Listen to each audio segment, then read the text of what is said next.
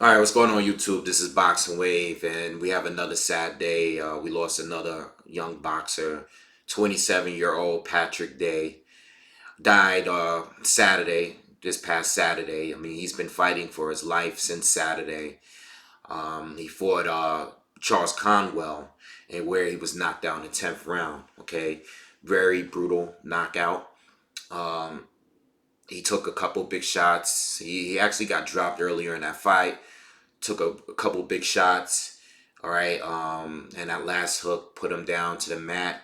And the way that he landed straight flat on his back, and his head bounced off the mat. It was pretty disturbing. Even Conwell, the way that he turned and looked at him, the way he landed, you could tell that there was a point where he thought he was a little concerned as well. All right, so I just want to say a rest in peace to Patrick Day. My condolences to his family, his friends, his loved ones, his trainer, the referee that night, his opponent that night. You know, I know everyone's got to be going through it. It's not easy knowing you killed the man or you was involved in that event. The trainer, everyone that knows him, anyone that's going through it. We're all going through it. You know, the boxing community is going through it. You know, this is like the third one I had to cover this year. And, on top of the other brain injuries that we had from the surviving boxers, like the Zab Judah and the Donna Stevenson one, it's just real tough that, I've had to cover many of these throughout the time of me being on YouTube. And, it's very unfortunate. I hate when I have to do it, but it has to be done. What I will say is I was trying to find the, maybe I wanted to donate to Patrick Day. If anyone has that link, a legit link, please leave that in the comments. If I find it, I will put it in a post on the channel so everyone could donate to his family. Okay. Um, yeah, it's really messed up situation, and it's not something that I really know how to fix because it's caused by these brain injuries happen a lot, but it could be from several accumulation of punches round by round. It could be from one punch. It could be from the way that the boxer landed to the mat. It can be a day after the fight. Some of these fighters have passed away, dying uh, after leaving the fight and feeling fine. You never really know. Um, you know what I'm saying? It's just I don't know how to really fix it. I think there's ways that we can improve the safety of these fighters for boxing, but it's part of the sport. It happens, and we have to give these fighters more credit. Recently, I just haven't been bashing fighters that quit. Amir Khan quit recently. A lot of people say Joshua quit, but I don't bash him for it anymore. I don't do it anymore. I try to take it easy on the fighters. All right, because they have the heart of going in the ring. It's not like I'm going in there. I'm sitting here on my chair in the comfort of my own home, and I'm giving. And I'm gonna continue. I'm always gonna critique fighters. That's part of the game. That's part of the sport. But we all have to be mindful that these guys are actually going in there and risking their lives for our entertainment. You know, and we have to be mindful of that. Okay, because when something happens to them, these promoters and they go to the next fight. It is what it is to them. A lot of them, I'm not saying they don't care. Of course they care. But what I'm saying is, it's still a business at the end of the day, and there's a lot of people above these boxers that's making much more money, and it go on. The show must go on. All the way down to us YouTubers. The show must go on. We still have to do videos and give you a boxing analysis, but we have to be more respectful to the fighters. And I've been taking it easy in the past, 6, 7, 8 months this year on the boxers, and not been going too hard at them. I might disagree in some of the moves they make. I might call some of them duckers and stuff like that, but I try not to respect the fighter. I try not to disrespect. Sometimes the fan of me gets angry and I go on my rants, and I might say some things about these fighters. But I want to send an apology to any fighter that felt that I disrespected them, because at the end of the day, what they do is something that I'm not doing myself. So respect to all of the fighters that felt disrespected by anything that I've said. In the past. Now, what can we do to fix it? Like I said, I really don't have a direct answer.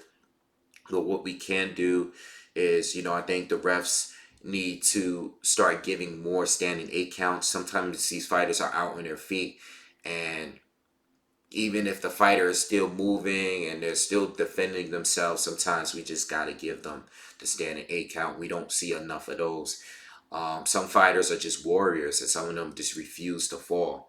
Okay, and I know it can make a huge difference in a fight, the outcome of a fight, especially with points. But a standing eight count can save a fighter sometimes. And if you notice that a fighter is just out on their feet and you give them the standing eight count, you can tell and determine right then and there whether they can continue. This reminds me of a fight that I was watching a couple weeks ago, Danny Jacobs against Peter Quillen. Peter Quillen was definitely out on his feet. A lot of people felt that he could have continued, but he took a beating up into the time that the fight was stopped. He was badly hurt. He was wobbly, but he was still on his feet. The referee did his job and stopped the fight. But even then, that could have been enough more than that could have been a lot of damage right there. Something like that could have killed Peter Quillen. You know, but there's a lot of people felt that it was premature. And I do think that there are a lot of fights that were premature stoppages. I thought the Carl Froch against George Groves fight, the first fight, was premature. But it is what it is. I mean, sometimes it happens, but sometimes I'd rather take a premature stoppage over one that's too late. And I'm not saying this as far as this fight. I'm not saying it was late or anything like that. All I'm saying is that the referees, I don't know what kind of training they have. I don't know if they maintain training. I don't know if they continuously gets retrained throughout their career. I saw, we had a fight at cruiserweight with Breedis and Glowacki, and we saw how that fight ended. It was a lot of mistakes, a lot of faults by the referee in that fight. Elbows, fighting after the bell, after a fighter was hurt. These are things that cause deaths in the ring. It could cause a death in the ring. Also, a fighter, what is their condition before going into a fight? We got Anthony Joshua recently, who was rumored to be concussed before the fight. I don't know if that was true. I believe that he was knocked out, but I don't know if he was concussed. I don't know. But that's a big fight. I went to that fight. I wanted to see the fight. The people, the fans, the promoters, they don't want to cancel the fight. But if a fighter is really not healthy, you should cancel the fight, because it could cost them their life. So that's another example. What else can we do? So, to make sure that the refs are on point, the refs have to be retrained and make sure that they're on point, because they have so much power in a fight. So if you jumping in a little too late, or jumping in, just when a fighter gets knocked down, step in. All right, get the opponent off them. Let's not get an extra hit in while they're on one knee. Or let's jump in when the bell rings and separate the two opponents. Let them, we don't want a fighter to get hit after the bell ring and go down and get badly hurt because they got hit with a shot while they weren't ready for it. So we got to do a better job with that, especially with knockdowns. There's the refs. The refs have a tough job. It's hard to do it.